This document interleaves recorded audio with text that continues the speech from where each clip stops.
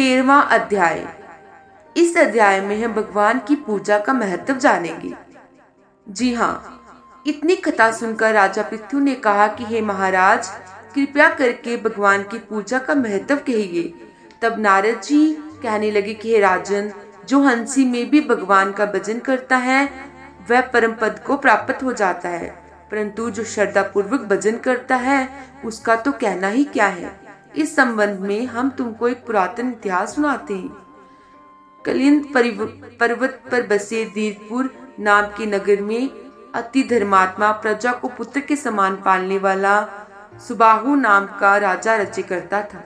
उसके धूम्रकेश नाम वाला अति दुष्ट चोर जुआरी पर स्त्री गामी तथा ब्रह्मचारी एक पुत्र था। उसकी ये दशा देखकर उसके पिता राजा सुबाहु ने उसको ताड़ना दी, परंतु वह किस प्रकार नहीं माना। गेंद खेलते हुए एक दिन उसकी गेंद छोटी रानी के महल में जा गिरी। जब वह गेंद लेने के लिए महल में गया तो रानी उस पर मोहित हो गई और उन दोनों ने कामंत होकर भोग किया। जब राजा को इस बात का पता चला तो उसने कुमार को देश निकाला दे दिया। पुत्र होने के कारण उसे प्राणदंड नहीं दिया।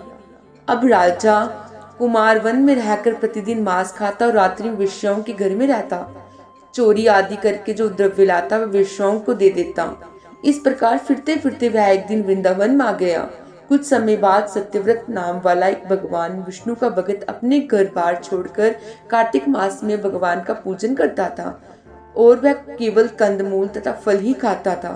वह नित्य भगवान से प्रार्थना करता कि हे भगवान, इस दुख रूपी समुद्र में डूबते हुए मुझ दीन की रक्षा कीजिए। श्री राधा जी सहित मैं आपको नमस्कार करता हूँ। वह प्रेम में मगन होकर रोने भी लग जाता। इसी प्रकार वह नित्य प्रति करता। देवयोग ने एक दिन धूम्रकेश ने उस ब्राह्मण की ये क्रिया देखी। जब रात्रि को घर आया तो वह आकर वेश्या के सामने उसने भी मिट्टी की मूर्ति बनाकर वैसे ही सब कृत्य किया।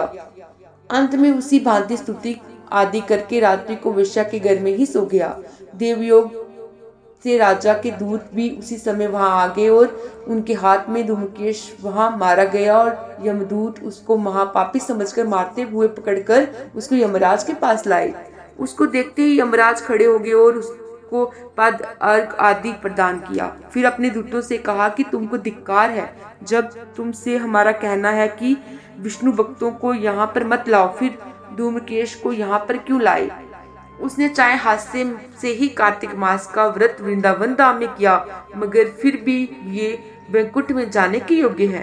यमराज पुण्य धूम्रकेश से बोले कि भगवान की भक्ति 9 प्रकार की है।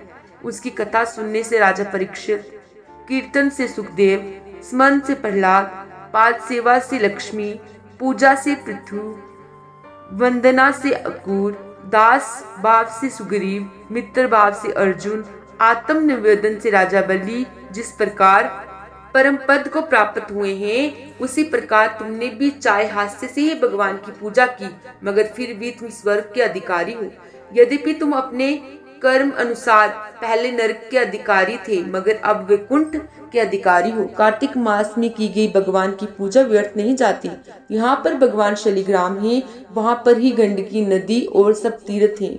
तब धूम्रकेश यमराज से पूछने लगे कि भगवान सब नदियों को छोड़कर गंडकी में ऐसा कैसे प्राप्त हुआ। यमराज कहने लगे कि किसी समय वेदशिरा नाम के ऋषि सब लोगों के हित के लिए गंगा तट पर तपस्या कर रहे थे।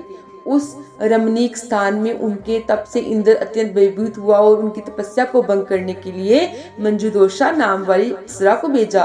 मंजुदोषा वन में क्रीड़ा करती हुई अपने यौवन तथा रूप का प्रदर्शन करके अनेक हाव भाव दिखाने लगी। उसी समय मंजुदोषा ने मुनि के चरण का स्पर्श किया तो ऋषि के रोमांच खड़े हो गए। उसी समय मंजुदोषा ने ऋषि को अपने वश में जानकर उनके गले में अपनी भुजाएं डाल दी। तब ऋषि ने क्रोधित होकर श्राप दिया कि क्योंकि तुम मुझे इस संसार सागर में डालने को उदित हो तो तुम नदी बन जाओ। तब मंजुदोषा कहने लगी कि हे मुने, मैं श्राप योग्य नहीं हूँ, आप मुझे क्षमा कर दीजिए। तब मुनि कहने लगे कि जिस समय विष्णु वृंदा के श्राप वश शिला रूप होकर तुमसे गंडकी नदी में स्थित होंगे, तब तुम भगवान को धारण करने वाली होगी। तुम्हारा श्राप वरदान से भी अधिक श्रेष्ठ होगा। यमराज कहने लगे कि राजकुमार, अब तुम विष्णुलोक को जाओ। तब धूमकेश सुंदर विमान में बैठकर विष्णुलोक को चला गया। ओम नारायण नमः।